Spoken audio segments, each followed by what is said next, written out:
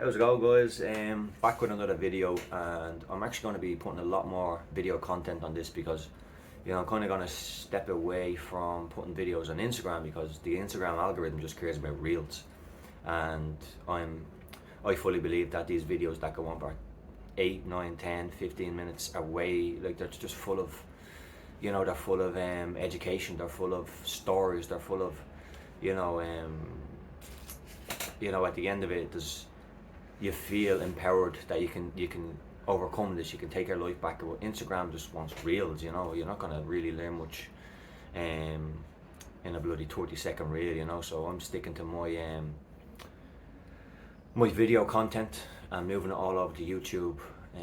It's way more valuable, like, listen, don't get me wrong, people have fantastic reels on Instagram and they're great and they're laugh and they're fun, and I've done some myself, but when it comes to really helping someone through an anxiety disorder and putting the correct information out there, 30-second reel ain't gonna do any justice, to be quite honest. So I'm focusing on my video content over here, so people, guys on YouTube, you're gonna see a lot of my stuff on this platform. So, and I'll still make some reels on Instagram, but all my main content when it comes to recovery, agoraphobia, intrusive thoughts, behaviors and compulsions, everything based on recovery is going to be on this channel now. So yeah, expect a lot of videos over here, guys. So yeah, again, guys, you always know what my videos are. They're never planned out. Maybe I should do that in the future, but the thing about my videos from the start is that I make them, I never edit them, I never even go back and listen to them. Once they're, like, when I make this video, it's gonna probably last around 10 minutes. I'm never even gonna look at this again. I just believe what I say from my heart and from my own life experience with disorder, that it's the correct information. It feels good to me to speak the way I'm gonna speak, and I'm just happy with that. I don't want to go back and have this perfectionism on, oh shit, I said that wrong. I don't care. It's how I've always done my videos, and I guess it's what I like to be more.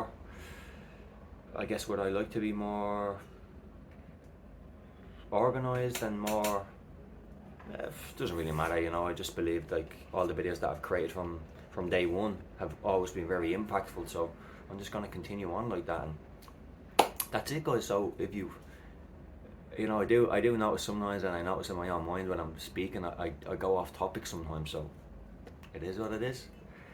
So if I go off topic and that annoys people, I'm sorry.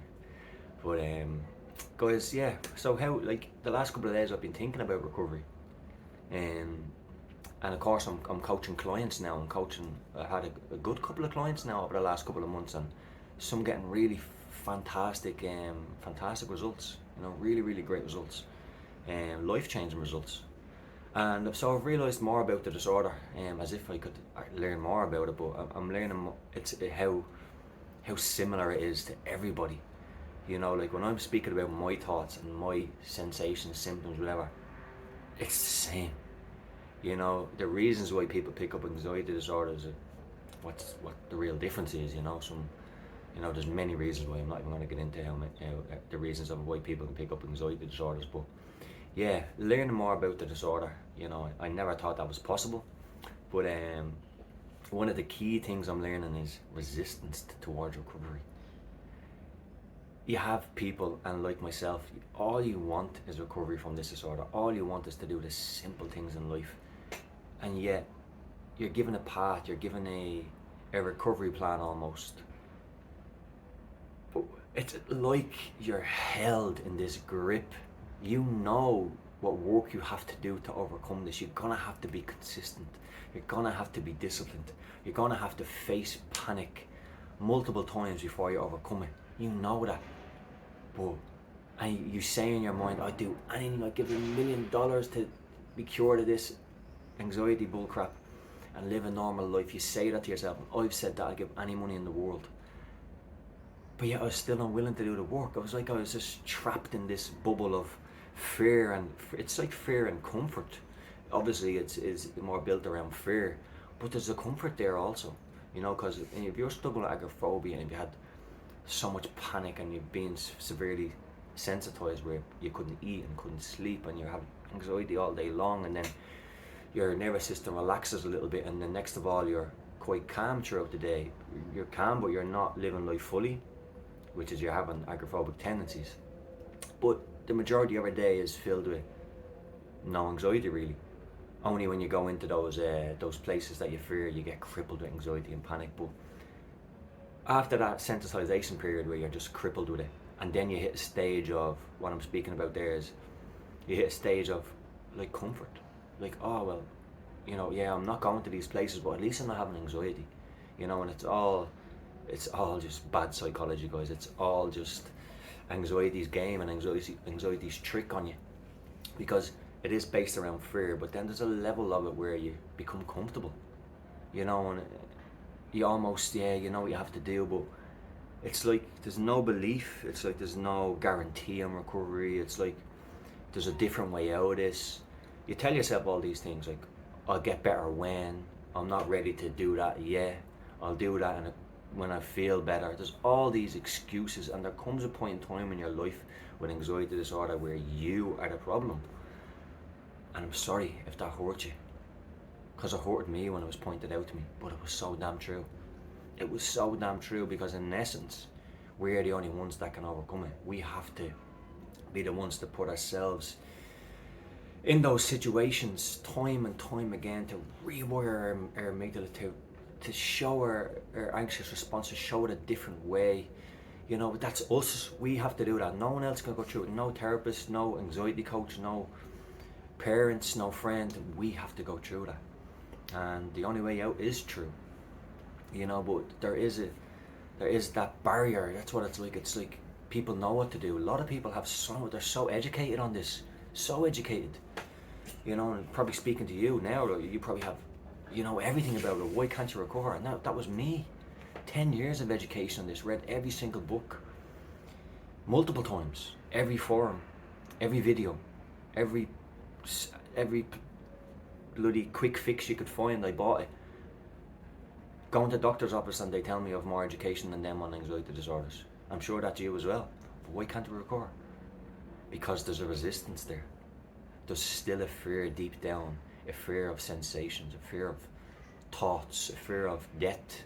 There's still that there, which is mainly linked to agoraphobic tendencies, why we're unwilling to move forward, why we're unwilling to get our lives back when that's all we want. Like, we just want our lives back. Why aren't we able to go forward into recovery? It's until I hit breaking point was when I went into recovery. I thought I had breaking point many times in my disorder, but in the 10th year I knew this is breaking point for me.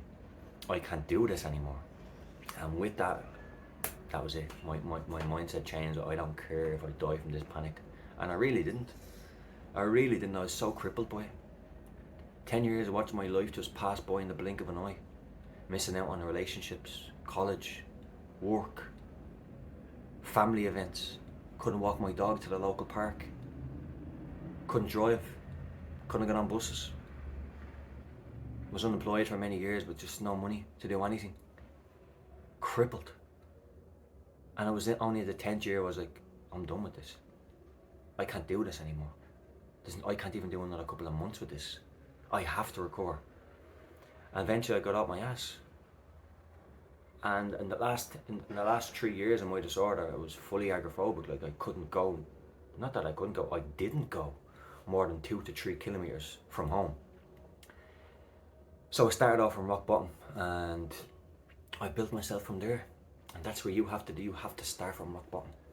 You know, you don't really start from anywhere else. You know, and I'm just aware of the time. It's 9 minutes in already. I can't believe it. Thought we were on like 5, but yeah, guys, it's just crazy, you know. And even now, like, I'm kind of losing my train of thought, because there's so much to talk about in anxiety disorders. And yeah, but don't worry, I'm going to be bringing lots more videos to you. We're going to delve into thoughts and sensations. We're going to go into how did I actually recover, because there is a way, and there's a multitude of ways almost. Well, you know, a handful at least. But yeah, guys, it's been, you know, just a crazy journey. And you know, anxiety recovery it's 100% possible. I was the 1% crew. I was in the crew of, you know, if this disorder can get to its peak and its worst, I was in that 1% crew. So if I can be of that ilk and that desperate and that stuck and make a full recovery to not just win my local life back, my local areas, to move to a different country, to be able to travel again for the first time in 10 years.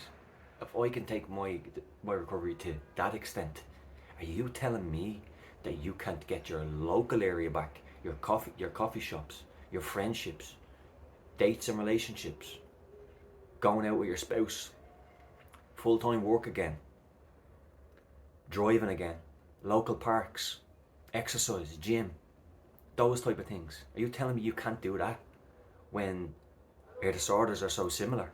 Every thought you've had, I've had. Every symptom you've had, I've had. And that's the crazy thing about these disorders. What I've noticed is it's so similar.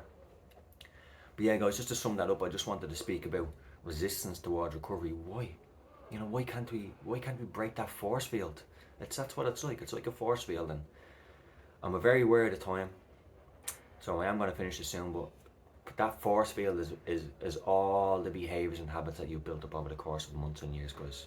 And breaking that force field down is very difficult. You know, that's where discipline comes in. When have you ever stayed disciplined in recovery? Have you ever stayed being disciplined for a month? Even a month won't get you to full recovery. That's 4 weeks. It's impossible. But have you ever even done a month? You know, it took me to start feeling great after like 3 months, and then within 5 months I was on a plane. That's incredible. You know, so when have you asked yourself that question? When have I actually been disciplined in my recovery? Yeah, you'll be brave, you'll be motivated for a day or two, you'll go and do that thing that you haven't done in years, and then you'll do nothing. How do I know it? Because I've done it for years. I've done that approach and it just doesn't work. You have to be disciplined. But there's so much I want to talk about, there's so much I can talk about, and I don't want this video to go on for any longer. I just want to make a fresh video, a new video to show my face again and to let you guys know that there will be more great content coming on this, and there'll be more detailed, you know, about my approach to full recovery. You know, so yeah, guys, I'll leave it at that there, and yeah, I think maybe I'll have to start getting more organised with the videos, because I can feel myself talking about a topic then going off, but it is what it is, guys. I know that you know, these are all very open-minded, and even when I speak now, I know I'm giving good information, so that's good enough for me. But yeah, maybe I'll be more organised in the future, who knows. But that's it, guys. Listen, I always appreciate the community, not even the community, just people's comments. You know, the couple of followers that I have on here, and the comments that you leave me is what led me to my Instagram account from Panic the Paris. It was just, the messages weren't just, hey, thanks for your video, you helped me. It was like, these videos are changing my life, these videos are so important, please keep making them. You know, that type of, and that just inspired me a lot. I never wanted to do anything like this. I just wanted, okay, I felt recovery and I didn't even want to speak about panic or anything, didn't even want to look at an anxiety book anymore. I just was happy just living my life. But yeah, I felt guided towards this, and I'm very, very proud and happy that I've done it. And I'll continue to do it, guys. So again, thanks for all your beautiful comments, and thanks for giving me inspiration in life, because you know, life's short, and if you feel inspired to do something and you know, it sparks something in you, you know, that's very rare. It doesn't happen often. So and I feel that with trying to help people get over this.